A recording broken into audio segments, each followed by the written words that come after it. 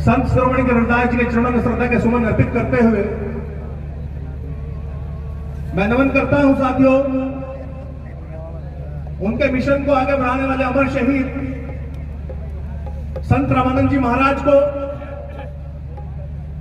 मैं नमन करता हूं साथियों स्वामी समनदास महाराज जी को और इसी कड़ी को आगे बढ़ाने वाले अभी हमारे सुकरताल में श्री गोवर्धन दास जी महाराज को। साथियों ज्यादा समय नहीं लूंगा, बातें तार्किक हैं। आपसे अपेक्षा करूंगा कि जितना भी समय आप लोगों का लूं पूर्ण रूप से लूं। आज हम लोग यहां इस पंडाल में एकत्रित हुए हैं, बड़ी खुशी का दिन है।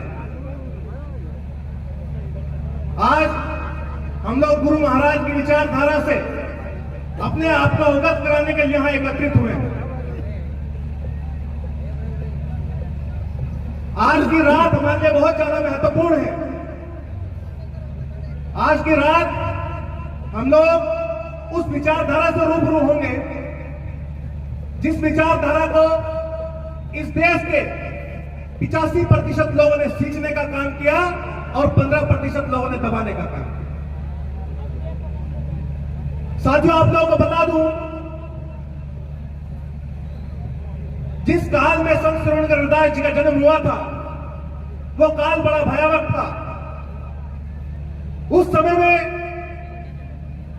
छुआछूत भेदभाव चरम सीमा पे था। इस देश का 85% वर्ग जो कमेरा वर्ग था, जो गरीब था,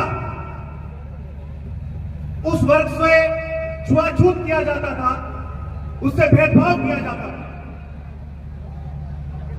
संत शिरोमणि गुरुदास जी ने इस कौम में जन्म लिया और इस तृष्णा भरे जीवन को,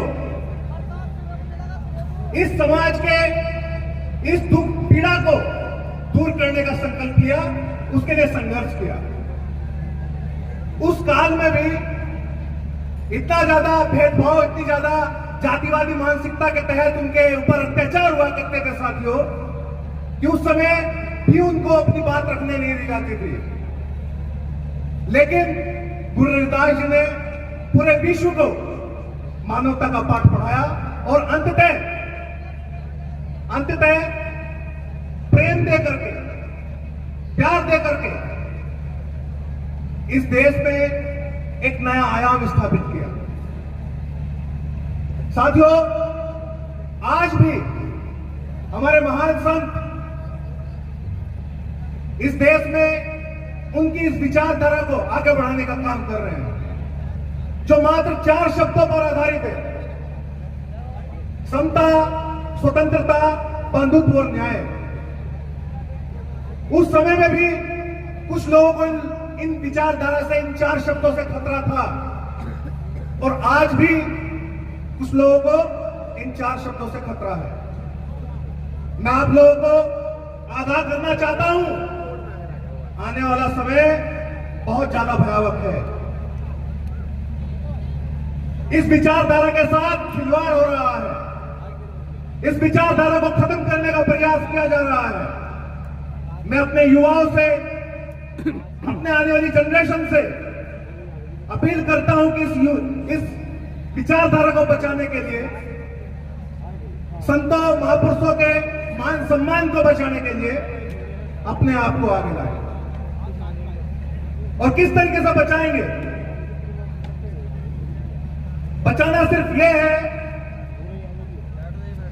कि जो महापुरुष हैं इनके विचारों को अपने जीवन में उतारना पड़ेगा। ये जो कहते हैं उन पर अमल करना पड़ेगा। जैसे गुरु रविदास जी ने कहा कि ऐसा चाहूं राज मिले जहां मिले सब अनबन और छोट बड़े सब सम बसे रैदास रहे परसन। साथियों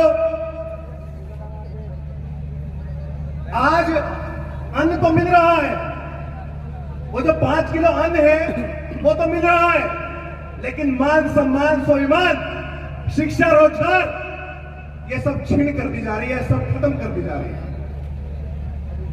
हमारी लड़ाई वैचारिक है, वही वैचारिक जो आज से 650 साल पहले थी। हमें आज भी उसको बरकरार रखना है, आज भी उसकी रक्षा करनी है। हमें बड़ा दुख होता है साथियों, जब हमारे समाज के लोग पीठ छीन कर हमारे पास आते हैं और कहते हैं कि हमारी कहीं सुनवाई नहीं हो रही।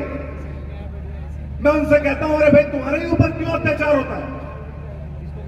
तुम्हीं लोगों को क्यों पीटा जाता है? क्यों? क्योंकि वो अपने महापुरुषों के, अपने गुरुओं के, अपने रहबरों के पद चिन्हों पर नहीं चलते।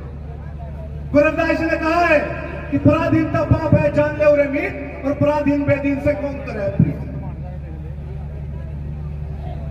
मैं उनसे कहता हूं कि सशक्त बनिए, मजबूत बनिए, सामाजिक तौर पर, आर्थिक तौर पर, राजनीतिक तौर पर, हर स्तर पर मजबूत बनिए।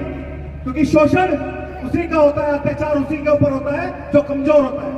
क्या आप लोगों ने कभी सुना है कि पहलवान को किसी ने पीट दिया हो? नहीं सुनेंगे आप लोग, क्योंकि पहलवान शारीरिक तौर पर मजबूत है, इसलिए उसका शोषण नहीं होता। इसलिए मैं अपने समाज के तमाम युवाओं से, तमाम लोगों से एक अपील करता हूं कि हर स्तर पर मजबूत होइए, शिक्षा प्राप्त करिए, क्योंकि शिक्षा वो शेरनी का दूध है जो जितना ज्यादा पिएगा उतना ज्यादा पकड़ेगा। आप लोगों को शिक्षा से वंचित करने की एक साजिश रची जा रही है। इन चीजों को समझिए। आज आपके ऊपर कोई सरपरस्ती नहीं है, क्योंकि आप बना भी नहीं रहे हैं। आज अगर आप लोगों को कोई पीड़ा, दुख, तकलीफ होती है तो कोई आपकी आवाज उठाने वाला नहीं है, क्योंकि आप लोगों ने पैदा ही नहीं किया और ना ही आप लोग कर रहे हैं। मैं चाहता हूं कि हर स्तर पर समाज को मजबूत होने की आवश्यकता है, जैसा गुरु रविदास जी कहा करते थे। उनकी विचारधारा को अपने जीवन में उतारिए, उनके कहे हुए पर अमल करिए, तो जाकर के समाज का और हमारे देश का उद्धार होगा। नहीं तो आज के समय में देख रहा हूं, हर कोई व्यक्ति अपने व्यक्तिगत जीवन तक सीमित है। आज मैं देखता हूं जो लोग सरकारी डिपार्टमेंट में बाबा साहेब के दिए हुए आरक्षण से नौकरियां खा रहे हैं, जब तक नौकरियां प्राप्त करते हैं तब तक समाज को बिल्कुल भी सराहते नहीं है, बिल्कुल भी ध्यान नहीं देते। रिटायरमेंट होने के बाद उनको समाज याद आता है। तो मैं उन लोगों से भी कहना चाहता हूं भाई, कि जब कोई व्यक्ति समाज का आप लोग के दफ्तर में पीड़ा लेकर के पहुंचता है, तो आपकी नैतिक जिम्मेदारी होती है उस आरक्षण के बदौलत, अपने बाबा साहब के आरक्षण के बदौलत जो नौकरी प्राप्त की है, आपकी नैतिक जिम्मेदारी होती है कि अपनी कुर्सी छोड़ के आप उस व्यक्ति के लिए खड़े हो जाए, उसकी पीड़ा को देखें। और भाई बार बार जो है समय का इशारा हो रहा है, बाबा साहेब, गुरु रविदास जी और तमाम महापुरुष को इतना सा सब्जेक्ट नहीं है भैया कि उसको जो है 2 मिनट में, 4 मिनट में एक्सप्लेन कर दिया जाएगा। बिल्कुल नहीं करा जाएगा। बहुत समय गुजर जाता है, तब जाकर के एक विचारधारा दिमाग में सेट होती है। तो आप सभी से आग्रह करूंगा, हाथ जोड़ करके अपील करूंगा कि अपने महापुरुषों को समझिए, अपने महापुरुषों के कहे ऊपर अमल कीजिए। कभी का किस्सा है, अभी देखा मैंने, टीवी पर भी चल रहा था भाई, कि गुज्जरों में और राजपूतों में किसी चीज को लेकर के विवाद हुआ है। विवाद क्या है कि एक मिहिर भोज, एक राजा हुए हैं, तो गुज्जर भाई कह रहे हैं कि ये राजा हमारे हैं, और राजपूत भाई कह रहे हैं कि राजा हमारे हैं। वो अपने अपने राजा बता रहे हैं, अपने अपने महापुरुष बता रहे हैं। वो देखेंगे एक दूसरे को भी अपने महापुरुष बता रहे हैं, लेकिन हम अपने महापुरुषों पे अपना नहीं कह रहे हैं। समझने की बात, समझना चाहिए सभी। धन्यवाद, ज्यादा समय ले लिया। मैं निश्चित रूप से उस आदेश का पालन करूंगा। आप लोग सोच रहे होंगे कि मैं अपनी बात रखने के लिए मंच पे आया हूं। नहीं, मैं अपनी बात मंच पर रखने के लिए नहीं आया। मैं उस स्लोगन पर चर्चा करने के लिए आया हूं जो हमारे रहबर हमारी कौम के, जिस कौम में हमने जन्म लिया, जिन्हें इस देश के ही अंदर नहीं पूरी दुनिया के अंदर संत शिरोमणि गुरु रविदास जी महाराज जी को शिरोमणि की उपाधि से नवाजा गया। मैं इस स्लोगन पर चर्चा करने के लिए आऊं और एक सवाल करने के लिए आऊं, और मैं यहां इसलिए बैठा था, मुझे नहीं बोलना चाहिए क्योंकि बहुत सारे संत बैठे हैं, ये सच है, लेकिन मैं माफी चाहता हूं संतों से कि अगर मुझसे कोई भूल चूक हो गई हो मुझे माफ करना। मैं इसलिए मंच पे आया हूं कि दिल में पीड़ा है। हम उस कौम से आते हैं जिन संतों महापुरुषों ने पूरी उम्र हमारे लिए संघर्ष किया।